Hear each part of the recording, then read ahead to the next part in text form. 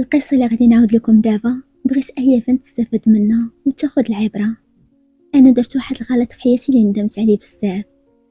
كنت باغا نهرب من داك الجو ديال العائلة وبغيت نهرب من داك الحكام ديال خوتي، ولكن من بعد عاد غادي نفهم باللي داركم هي الوحيدة اللي كتحسي بها بالأمان.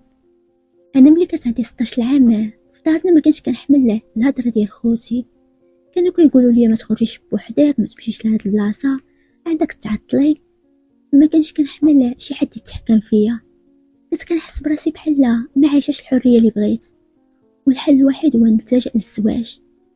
واخا كنت صغيره نتزوج على 17 عام، عند بالي باللي الا تزوج غادي نهرب من دوك القيود والحكام ديال خوتي، ولكن ملي تزوجت لقيت الضغط ديال الزوج كثار من اللي كان خوتي دايرين ليا.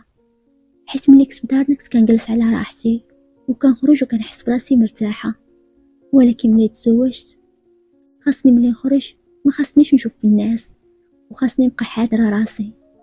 انا تزوجت زواج تقليدي. واحد النهار كنت خارجه مع خويا الكبير، شافني صاحبه من البعيد، غادي يقول لخويا باللي بغيت اختك للزواج. خويا قال لي جيب والديك ومرحبا بك. المهم جاب والدي وخطبوني من دارنا. من بعد العرس غادي نمشي نسكن مع والدي في العروبيه. ووالدي ديك الفتره اللي عشت معاهم عشت معاهم واحد الفتره صعيبه بزاف، ما قدرش نصبر، وقال لي راجلي غادي نعزلو ونسكنو بوحدنا ولكن بالقوانين ديالي. قال لي الخروج ما كاينش، وما تبقايش تلبسي جلالب نهائيا، غادي تولي تلبسي الخمار. اما عائلتك ما غاديش تمشي لعندهم الا الدعاس الضروره ولا مره في عامين. اما لا مشيتي لداركم ممنوع تخرجي، يعني ممنوع تخرجي للزنقه. ولا جا شي واحد مع عائلتك سوا يكون ولد عمك ولا ولد خالتك غادي تدخلي للبيت وتسدي عليك حتى يمشيو. انا وليت كنشوف الضغوطات ديال دارنا اريح 100 مره من الضغوطات ديال الزوج ديالي. المهم بقيت صابره عليه مده طويله، ولات مع البنت الاولى، ومع المده ولا كيزيد يضغط عليا اكثر من الاول. بحكم ما خدمته كان كيتنقل كل مره فين، وكان كيخليني بوحدي في الدار، كيقول لي ممنوع الزنقه وممنوع تحلي الباب لشي حد، وخليه يدق يعيا ويمشي. صافي انا وليت كنسد عليا بوحدي في الدار 24 ساعه ل 24 ساعه، وما كنخرج حتى بلاصه. دار لي الحبس وسط الدار حتى من السراجه ممنوع نطل. والحريه اللي كانت عندي في الدار ديال الوالديه ما لقيتهاش في دار راجلي. عاد كنفهم باللي خوتي كانوا باغيين غير يحميوني، وانا ما كنتش هذيك الساعه فاهمه باللي هما غير خايفين عليا، وباللي الزنقه صعيبه على بنت صغيره. صافي انا ما بقيتش راضيه بالعيشه اللي عايشه مع راجلي، وليت كنطلب غير بالنص من العيشه اللي كنت عايشه في دارنا. تخيلوا وليت كنتمنى غير نجلس نتفرج في التلفازه كيف كنت في دارنا، وحتى واحد ما كان كيحاسبني علاش كنتفرج في شي برنامج. يعني اقل حاجه هي التلفازه. كان كيمسح لي الاذاعات كامله، وكيخلي لي غير بعض القنوات اللي محسوبين. بغيتي ولا كرهتي هادو هما القنوات اللي غتبقاي تفرجي فيهم. وليت كنصبر على بزاف ديال الحوايج، كنقول اللهم نسكت. اللي كان هو كيمشي للخدمه كيغبر تقريبا شهر عاد باش كيجي، وقبل ما يمشي كان كيتقدى كاع التقديه ديال الدار، وكيجيب 2 باكيات ديال ليكوش وكيقول لي هادشي غادي يكفيك حتى نرجع، وممنوع تخرجي راه كلشي تقديته. ما عمر سولنا شنو خاصك انتي، واش محتاجه شي حاجه. واخا كان كيتقدى ولكن ما كانش كيجيب كلشي. وليله مرت انا ولا بنتي وهو ما كاينش، اشنو غادي ندير؟ ما كاين لا دواء في الدار لا والو، خاصني نبقى نتسنى حتى يجي من الخدمه. واحد النهار بنتي مرضت فيها السخانه، طلعت لها حتى ل 39 40. ما يمكنش انا نصبر وانا مخلوع على بنتي. ملي صونيت لي قال لي عندك تخرجي، انا غدا غادي نرجع. صافي انا في ديك الليله كنشوف بنتي حالتها، لا بقيت انا كنتسنى حتى الغدا شنو اللي غادي يضمن لي باللي بنتي غادي تتحسن. انا خفت بنتي لا تخنق لي في ديك الليل ولا تدخل في غيبوبه، وبنتي مازال صغيره بزاف، يعني ما غاديش تتحمل. شفت حتى عييت، هزيت بنتي ومشيت للطبيب. ملي كنت في السبيطار هو صونا ليا، لقاني جالسه في السبيطار وبدا كيسب فيا في التليفون. ما سولش نهائيا على البنت كيف بقات ولا كي دايره، هو غير بدا كيسب فيا وقطع التليفون. عيط لخويا الكبير قال لي ديك اختك ما تسواش. خويا قال ليه مالا شنو دارت ليك؟ قال لي استاذه باش ما تخرج شويه خرجت مع الليل.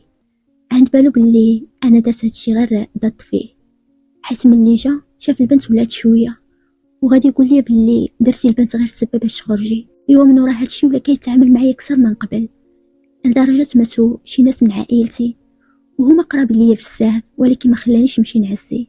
عاد ملي كانوا كيجيو والدي لعندي، والدي في واسان وانا عايشه في جديده، والدي ملي كانوا كيجيو يجلسوا معايا غير شويه باش يشوفوني، حيت ما كنتش كنمشي لعندهم نهائيا، يعني على مده طويله. المهم حماتي كانت كي كتسيق الخبار كتجي لعندي للدار باش ما تخلينيش الراس بالراس مع والديا وباش ما نهضرش على راحتي معاهم. ايوا انا ملي كنت كنجلس مع والديا حيت كنت كنتوحشهم بزاف، كنبغي نهضر مع ماما نسولها على خواتاتي، حماتي كانت كتبقى جالسه معانا وكتبقى تمعني علينا.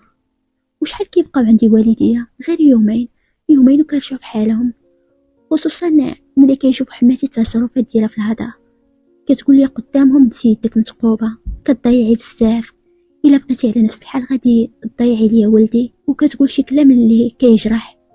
انا واحد النهار استغليت الوقت اللي هي مشات غير لدارها تجيب شي حاجه وترجع، بديت كنتشكى وكنبكي على والديا. قالوا لي حنا شفنا بعينينا، ولكن غير صبري على ود بنتك، اما طلق بلا ما تجبديه. ماما قالت لي راه اي وحده كدوز من هادشي، وحتى حنا راسنا من هادشي وكتر كاع، غير بنات اليوم الله يهديكم صبركم قلال. وملي انا كنت كنتشكى على خويا الكبير اللي زوجني، كنقول ليه انت زوجتيني لواحد اللي كرفسني هو والدي.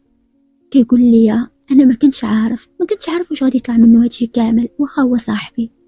صافي انا وليت كنشوف راسي باللي تحطيت في واحد امر الواقع، وما كاين حتى شي حد اللي يوقف معايا في جنبي.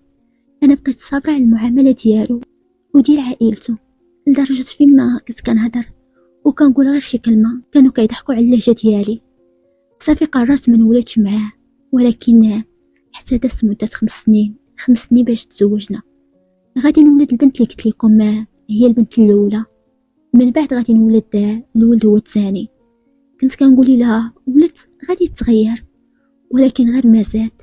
ملي ولدت تقريبا يلا دازت 4 ايام جاو خواتاتي والوالده ديالي باش يشوفوني. امو ديك الساعه دارت لي حاله، قالت لي علاش يجيو لعندك وعلاش يبقاو جالسين عندك. هاد مو ما هزتش لي الهم نهائيا، ولات تقول غير بلي هادوك اللي جاو راه امها وخواتاتها اللي شحال ما شافتهمش وجاو يشوفوا بنتهم اللي يلاه ولدات. واي ام كتبغي تقابل بنتها، ولكن هي كدير العكس. ماما وخواتاتي حسوا بلي حماتي ما بغاتهمش وما قدروش يجلسوا معايا بزاف ورجعوا في حالهم لغد ليه. وانا كنت كنحاول نهضر مع راجلي باش يبدل التصرفات ديالو، ولكن هو ما كانش كيتسوق نهائيا. اللي كيعرف هو يسد عليا الباب ويمشي يخبر في خدمته مده شهر ويدير الحكام ديالو بلي ممنوع نخرج ولا نتقدى. ما عمر عطاني الحقوق ديالي. فكرت في الطلاق ولكن والدي رافضين نطلق. عرفتوا الناس ديال مناطق الجبلية عندهم الى البنت طلقات راه دارت العار. انا ملي كنت كنسول خواتاتي اللي كبر مني واش الرجاله كاملين بحال هكا، كيقولوا لي بلي ما عمر دازوا من نفس هاد الشيء، وباش كانوا كيصبروني كيقولوا لي غير صبري دابا يتبدل. انا كيف قلت لكم حتى من عائلتي ما لقيتش داك الدعم، خفت نطلق والدي وخوتي ما يقبلونيش. وانا دابا عندي 2 وليدات، ما عنديش شي حل اخر، حتى من الصنعه ما عنديش، يعني ما عنديش شي صنعه اللي نقدر نعاون بها راسي. وليت كنقول له هادشي اللي كتب عليا الله غادي نصبر الا كان يقدر مازال يتبدل وما يبقاش يعاملني بحال الا جايبني غير باش نصبان ونطيب ليه ويبقى يسد عليا ويحرمني من شحال من حاجه، زائد الشكل اللي مرضني به. صافي وليت كنتمنى امنيه وحده غير يتبدلوا الافكار ديالو. اما لا بقى بحال هكا ما عندي ما ندير، يعني غادي نبقى صابره غير على ود ولادي حتى يكبروا. وهذه قصتي.